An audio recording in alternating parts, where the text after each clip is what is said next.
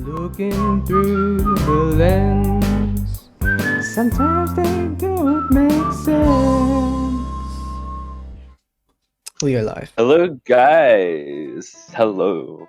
Welcome back to another episode of Through the Lens Quickies with me, Patronusgold, as your host, and Mr. Zefros as co-host. Good evening. Yeah. And what an evening it is.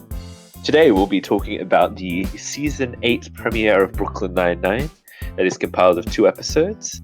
The first titled The Good Ones, and the second titled The Lake House.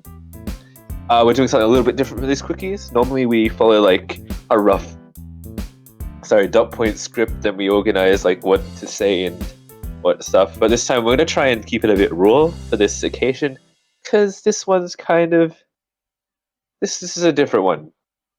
As I think we're both kind of Brooklyn Nine-Nine fans. So this is the final Indeed, quite season. We want enjoying to this show. give our, yeah. Fun fact, I have not reached up to the final season.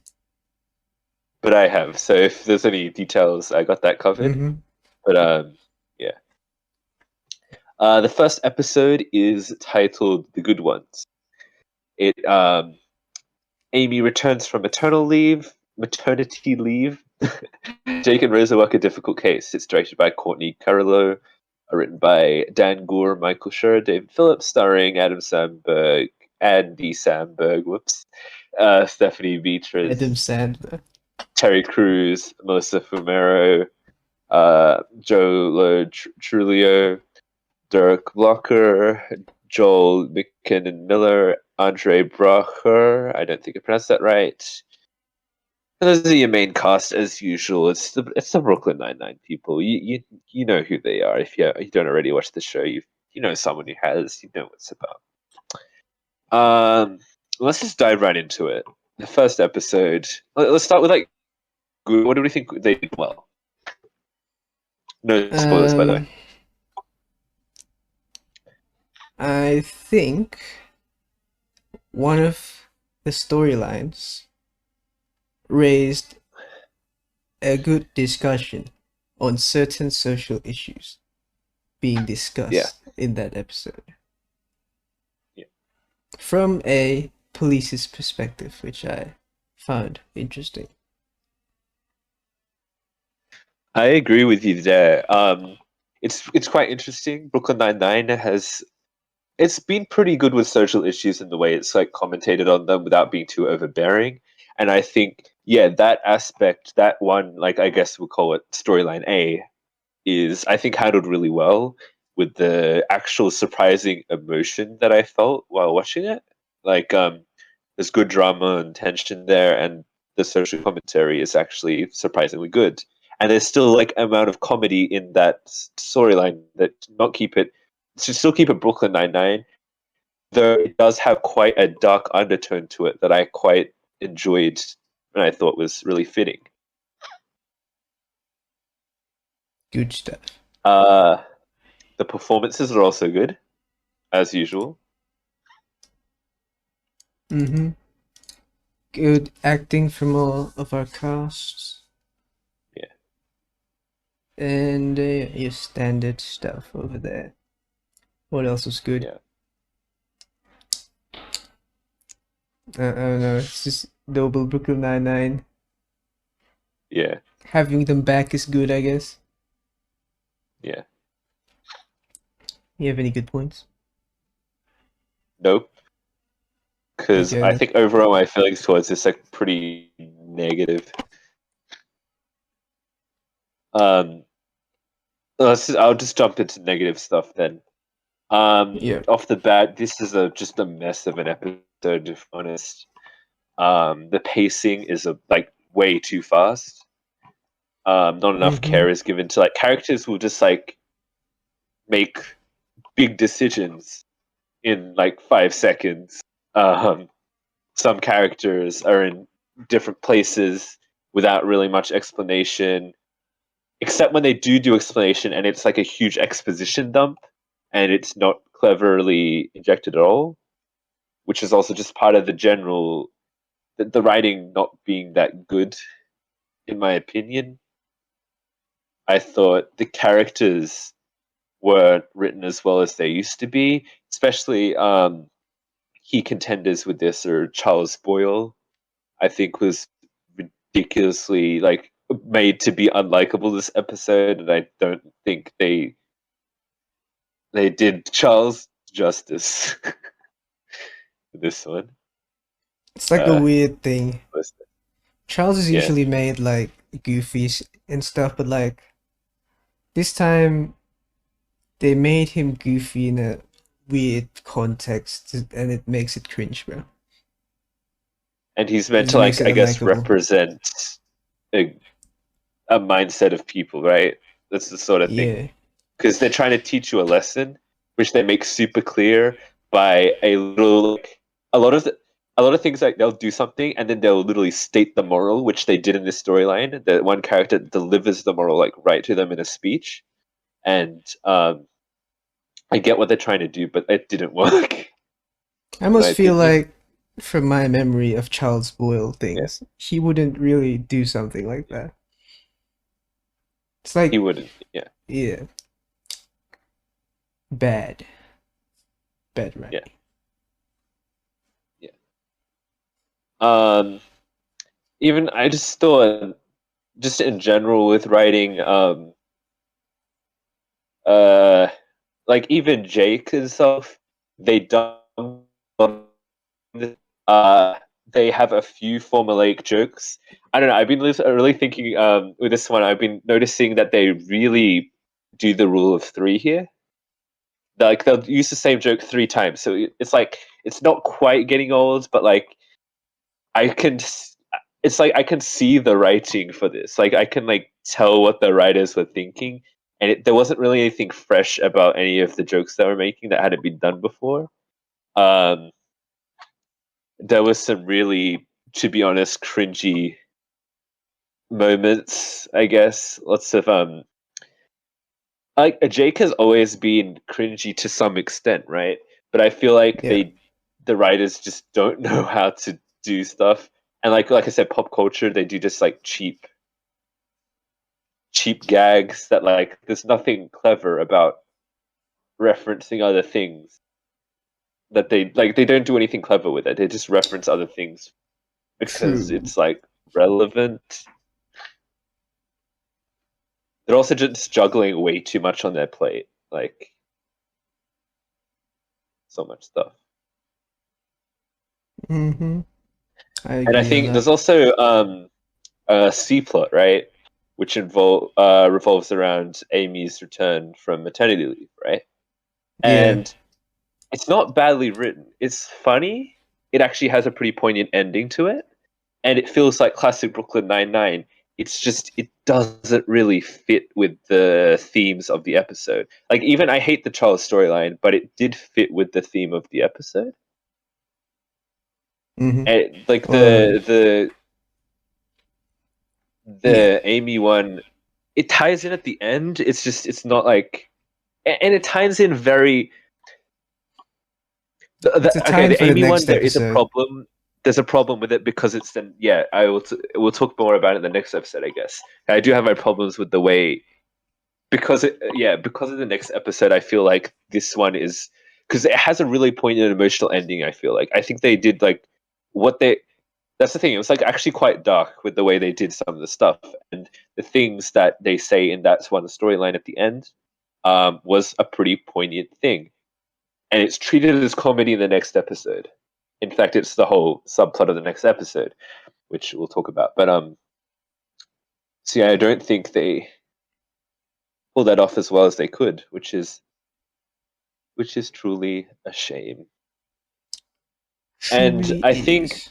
for setting forward with like series pacing and stuff like that, this episode did do something different, which was that main storyline being like much darker than anything they've handled before, and the episode ending is pretty powerful. Um, but because we've seen the next episode, it just goes back to usual Brooklyn Nine Nine shenanigans, I guess. So it's like it doesn't really Mm-hmm. carry that tone anywhere, and I feel like the series isn't really going to do much more. But like, I don't know. To be honest, to me, I get it. It's kind of challenging to write the show after all the stuff's been going on.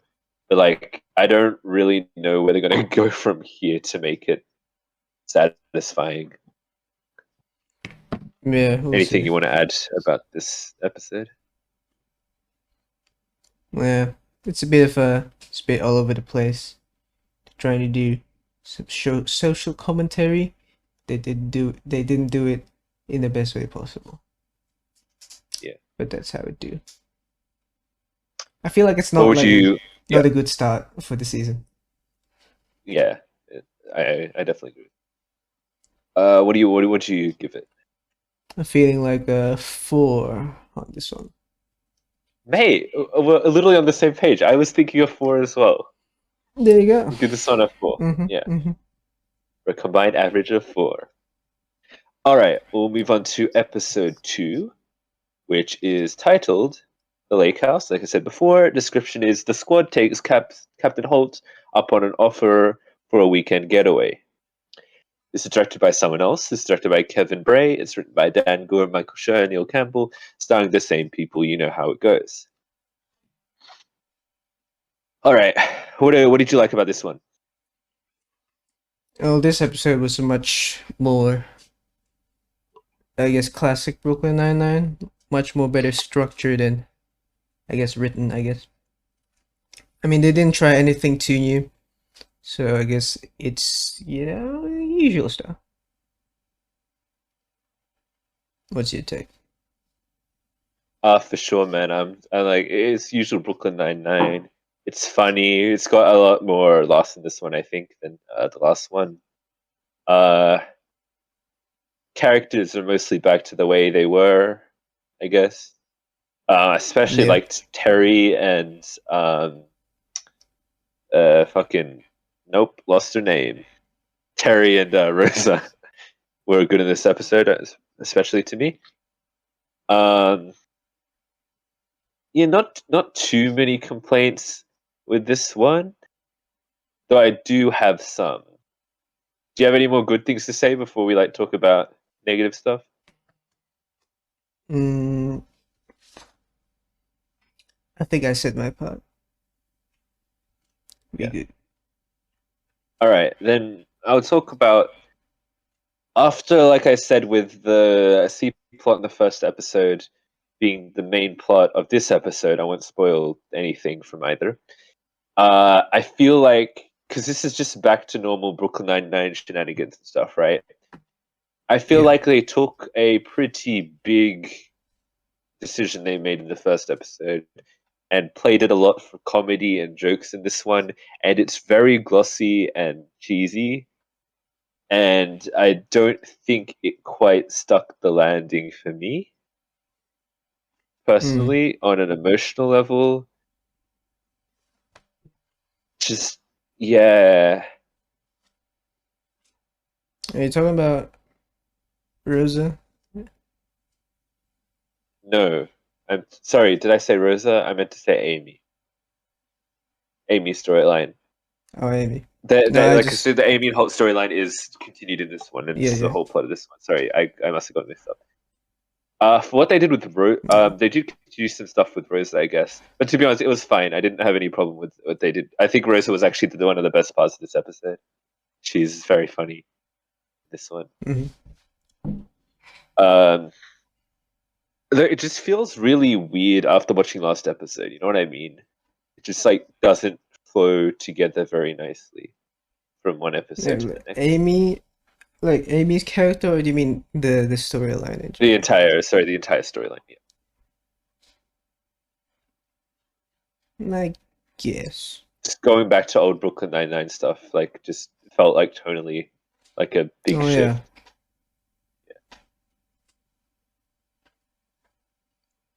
But I felt like last episode's C story was just like a quick segue. I guess I don't know. They somewhat trivialized it, but Yeah, I agree. it's not too bad. IMO. Yeah. I mean, this is kind of just like average Brooklyn Nine-Nine for me. There's Yeah. nothing really new here. It's not really fresh. I still think the writing into just like comedy and stuff is definitely not as good as it's was before. And this one is kind of, okay. Frozen. Anything further to add? I think we're good. All right, you want to jump to a verdict there, mate? Alright, then for this one, I thought it was better than the last one. It was an alright Yeah. watch. I still enjoyed it. Nothing much special. So I'm gonna give it a 6 out of 10. I'll give it a 6.5. I'll give it like a little bit higher because Okay. I still enjoyed like average Brooklyn Nine-Nine for me is still pretty good, but I guess it just had like a few drawbacks that made it a little bit less than average Brooklyn Nine-Nine. So it's like a 6.25 Yep. combined score for that one. Yeah. And well, that's the Brooklyn Nine premiere, aka episode 1 and 2. What did you guys think of it? Were you on the same page as us? Comment down below what you thought. Give us a like. Subscribe. Ring that notification bell. Tune in next week when we go through episode 3 and 4. Hell yeah. See you guys. Hell yeah. Bye. Bye bye.